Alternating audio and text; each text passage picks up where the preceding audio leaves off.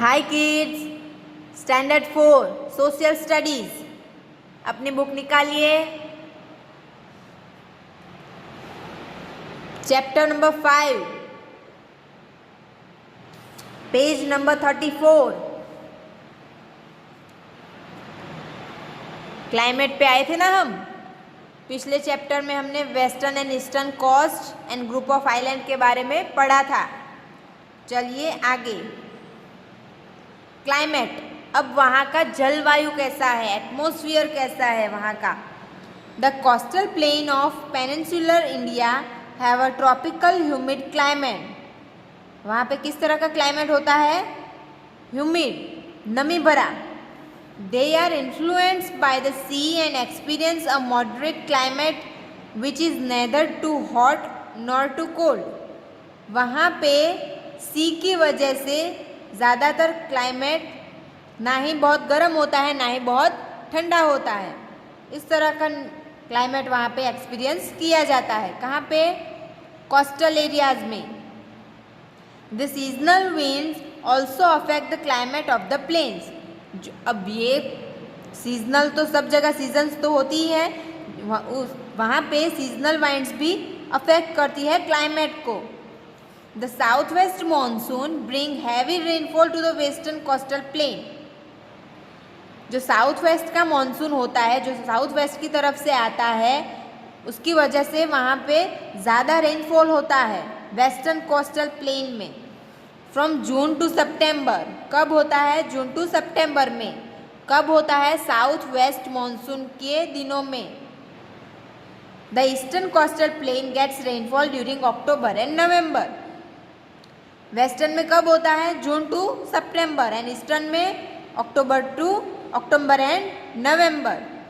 Of the retreating south west monsoon and from December to January due to north east monsoon winds.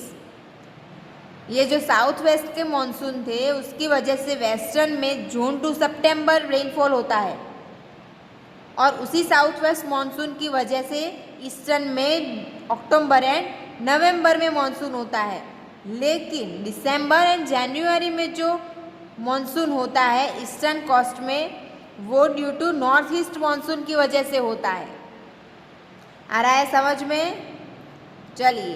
The climate that exist in the island is the moderate one known as maritime climate.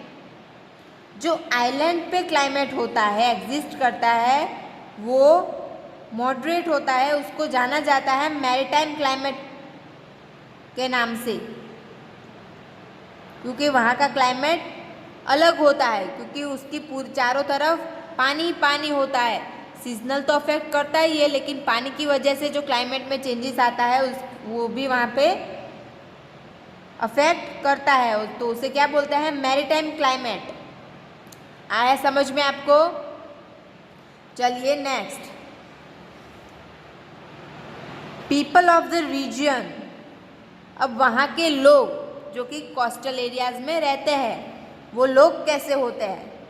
The coastal planes being very fertile with pleasant climate. वो कैसा होता है? Fertile, वहाँ पे फसल अच्छी होती है, और क्लाइमेट कैसा होता है? प्लेजेंट, ना ही गर्म ना ही ठंडा। Support a very large population, जिसकी वजह से वहाँ का पॉपुलेशन कैसा होता है? बहुत ही ज़्यादा, वहाँ पे ज़्यादा लोग रहते हैं। The people of the eastern coastal plain are mainly farmers as it enclose many fertile deltas. जो कि ईस्टर्न कोस्टल प्लेन है, वहाँ पे जो लोग रहते हैं वो ज़्यादातर क्या होते हैं? फार्मर्स, किसान होते हैं, क्योंकि वहाँ के डेल्टास जो है वो फर्टाइल है, बहुत ही उपजाऊ है। The people of the western coastal plain are mainly fisherman. Western के जो लोग हैं वो कैसे हैं? ज़्यादातर फिशरमैन, मछुआरे ज़्यादा है। They are known for their skill in making handicraft using coil, shells et cetera. वहाँ के जो लोग हैं वो अपनी स्किल्स की वजह से, अपनी कला की वजह से जाने जाते हैं, जो कि बनाते हैं अपने हाथों से कॉइल शेल्स, जो पानी में से या फिर उसके नज़दीक जो रेत होती है वहाँ से जो शंख और वो मिलते हैं ना शेल्स, उससे हैंडीक्राफ्ट करते हैं। अगर आप कहीं घूमने गए हो, जैसे कि द्वारका ही ले लो, द्वारका अगर आप गए हो तो वहाँ पे ऐसी चीज़ें ज़्यादा मिलती है। एक मिरर होगा राउंड या फिर रेक्टेंगल या स्क्वायर के कोई भी शेप का, जिसके आजू बाजू ये शेल्स से बॉर्डर की होगी, अगर आपने देखा हो तो ये सब उन लोगों की स्किल है जो हैंडीक्राफ्ट है, अपने हाथों से क्रिएट करते हैं, बनाते हैं। ईस्टर्न के लोग कैसे होते हैं? फार्मर्स, क्योंकि वहाँ के जो डेल्टाज है वो फर्टाइल है। और वेस्टर्न के लोग कैसे होते हैं? फिशरमैन, मछुआरे, और उनमें स्किल्स होती है हैंडीक्राफ्ट की, कॉयर और सेल से हैंडीक्राफ्ट करते हैं।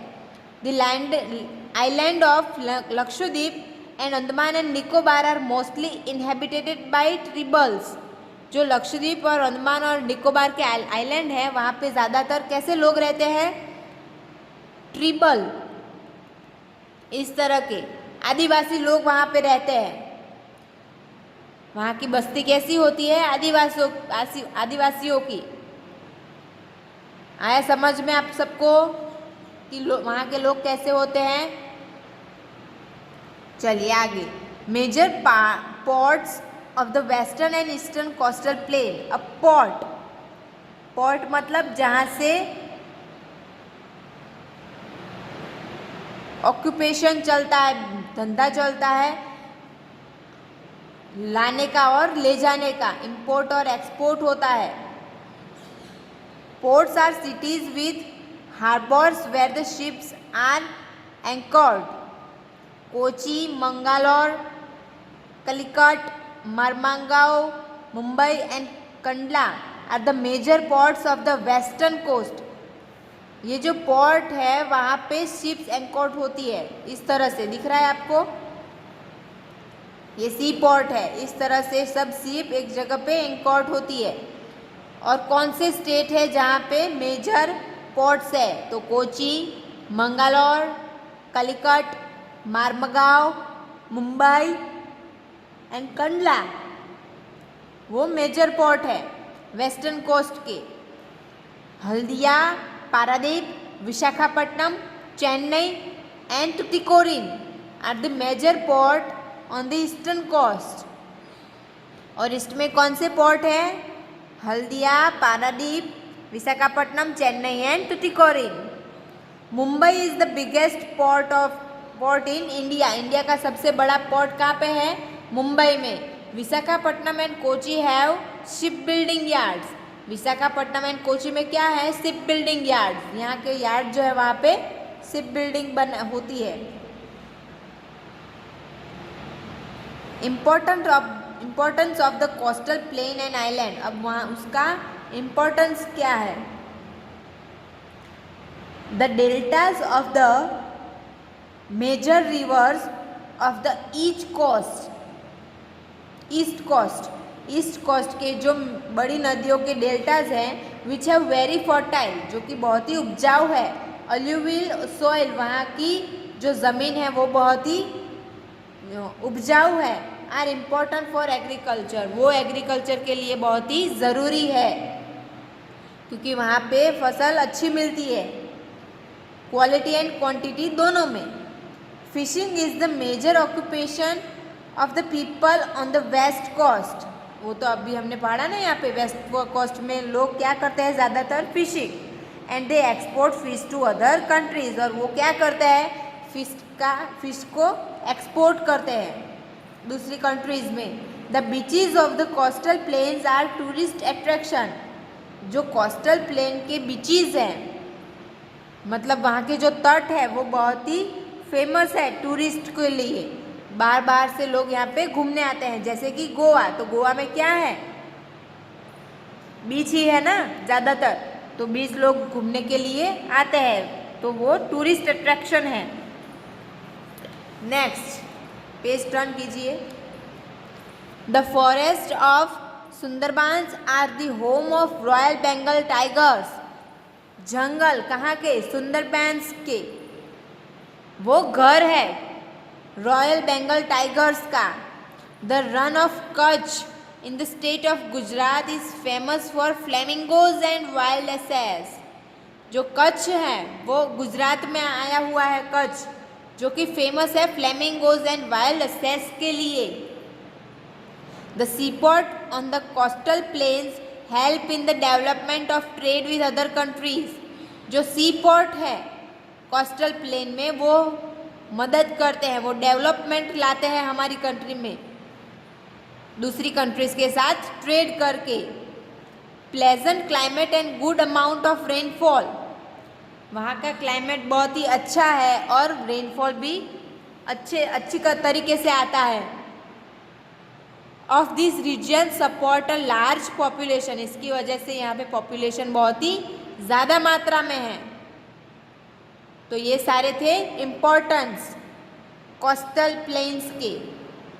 आ गए समझ में आपको? चलिए अब एक्सरसाइज जो पिछले लेक्चर में मैंने होमवर्क में दिया था, अब जिनको आया है उन्होंने तो पढ़ लिया होगा, जिनको नहीं पता चला है वो अभी देख लीजिए. द कोस्टल प्लेन्स तो किस तरह के होते हैं? दो तरह के, western coastal plains and eastern coastal planes. Okay, जिनका सही है वो ध्यान दे और जिनका गलत है या फिर नहीं लिखा है वो लिख ले. Western coastal plain and eastern coastal plane.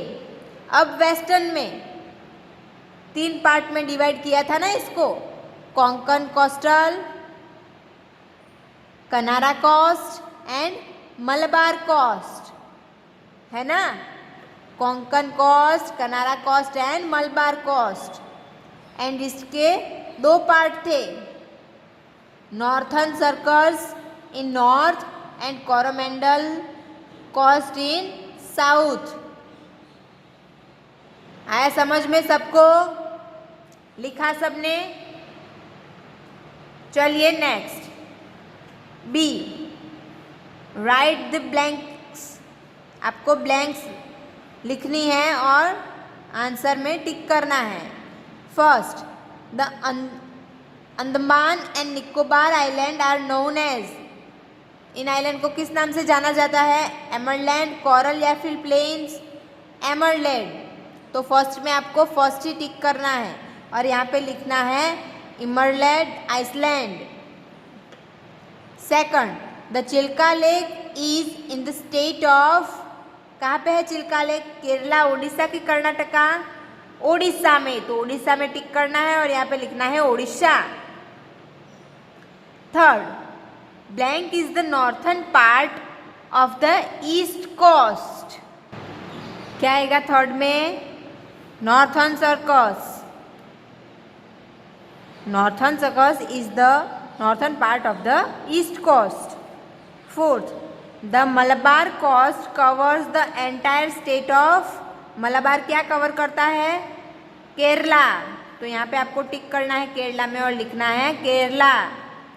The river that drains the west coast is. West coast में कौन सी रिवर है? नर्मदा, कावेरी की महानदी? नर्मदा. तो नर्मदा पे आपको टिक करना है और यहाँ पे लिखना है नर्मदा. ओके, कंप्लीट हो गया सबका ए एंड बी. चलिए पेज टर्न कीजिए. अब है क्वेश्चन आंसर्स, ध्यान दीजिएगा. First, where do the eastern and the western coastal plains lie. अब eastern coast and western coast कहाँ पे है? तो the eastern coastal plains lying between the Eastern Ghats and the bay of Bengal. Eastern Ghat and Bay of Bengal के बीच. And the western coastal plains lying between the Western Ghats and the Arabian Sea. Western कहाँ पे है? Western Ghat and Arabian Sea के बीच. चलिए second, name the water bodies where the 2 groups of island of India lie. अब आपको ऐसी 2 water body के नाम लिखने हैं जो कि आइलैंड है. The Andaman and Nicobar island lying in the bay of Bengal, कौन सा? अंडमान एंड निकोबार, जो कि बे ऑफ बंगाल में है, and the Lakshadweep lying in the Arabian Sea, जो कि अरेबियन सी में है। ओके, दो आइलैंड है इंडिया में, Andaman and Nicobar and Lakshadweep. Andaman and Nicobar कहाँ पे है? बे ऑफ बंगाल में, एंड लक्षद्वीप अरेबियन सी में। ओके, आया समझ में? चलिए next, what type of climate do the coastal plains experience? Coastal plains में क्लाइमेट कैसा होता है, लोग क्या एक्सपीरियंस करते हैं?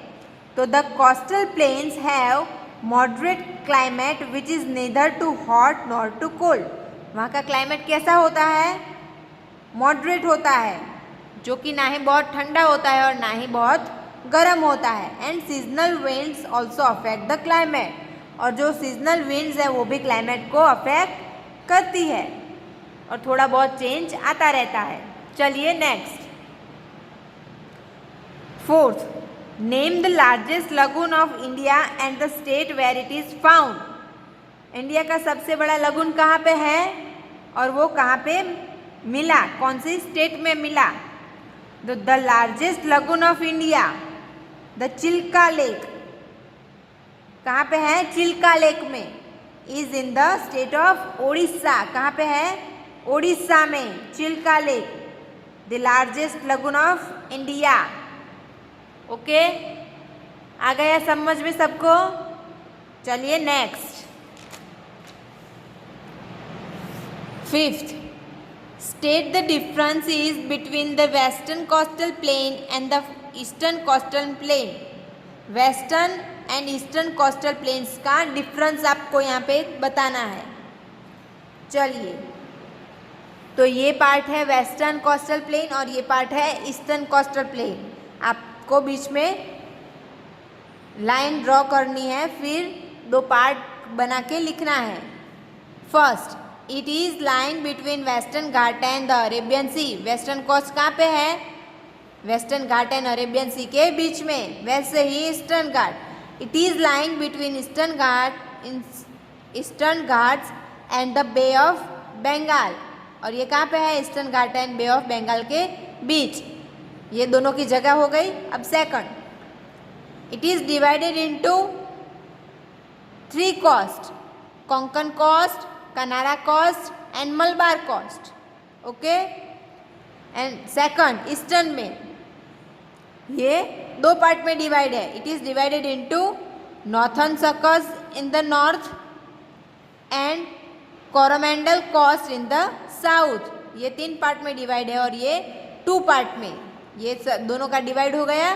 अब third, states of this plains, western coast के स्टेट्स कौन से है? Kerala, Karnataka, Maharashtra, Goa, Gujarat, Dadra and Nagar Haveli, Daman and Diu. और ईस्टर्न कोस्ट के कौन से स्टेट्स है? तो states of this plains Tamil Nadu, Andhra Pradesh, Orissa, West Bengal and Pondicherry. आया सबको समझ में? ये दोनों की जगह, दोनों कहाँ पे है वो, ये दोनों के पार्ट्स कितने पार्ट में वो डिवाइड होते हैं वो, और ये दोनों के स्टेट्स कहाँ कहाँ पे वो आए हुए हैं। आ गया समझ में? चलिए next, sixth, name the reverse that drain the western and the eastern coastal planes. अब दोनों जगह पे कौन सी रिवर्स हैं वो लिखना है। तो पहले वेस्टर्न कोस्ट की, तो river in western coastal plains are Tapti, Narmada, Mandovi and जौरी।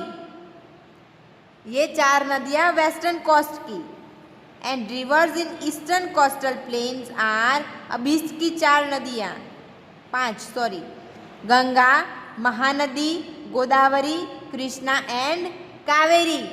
तो ये सारी वो नदियाँ हैं जो कि वेस्टर्न और ईस्टर्न में यूज़फुल है, वहाँ पे निकलती है। आया समझ में सबको? चलिए नेक्स्ट,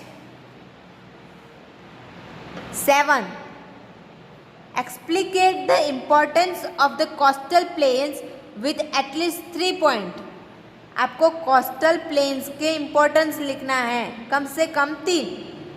चलिए, first, the beaches of the coastal plains are tourist attraction. जो कोस्टल प्लेन्स के बीचेज है वो क्या है? टूरिस्ट के लिए अट्रैक्शन है। Second, the seaports on the coastal plains help in the development of trade with other countries. जो सीपोर्ट है कोस्टल प्लेन्स में, वो हमारी कंट्री को डेवलप करने में मदद करते हैं ट्रेडिंग की वजह से, जो कि ट्रेड होता है दूसरी कंट्री के साथ। Third, pleasant climate and good amount of rainfall of this region support a large population. यहाँ का प्लेजेंट क्लाइमेट, बहुत ही अच्छा एटमॉस्फेयर और अच्छी मात्रा में रेनफॉल, वो लार्ज पॉपुलेशन को सपोर्ट करता है। इसी की वजह से यहाँ के वहाँ पे ज़्यादातर लोग रहते हैं। तो ये थे इम्पोर्टेंस कोस्टल प्लेन्स के। आ गए आपको सब समझ में सारे क्वेश्चन आंसर? ओके, तो आपका आज का होमवर्क है exercise number A, B and C. ये सब आपको आपकी नोटबुक में लिखना है, एसएस की नोटबुक में।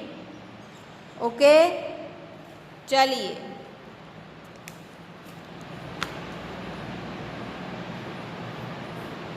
Right exercise A to C, A B and C, तीनों की तीनों चैप्टर 5 में से आपको आपकी एसएस की नोटबुक में लिखना है। ओके, आ गया समझ में सबको?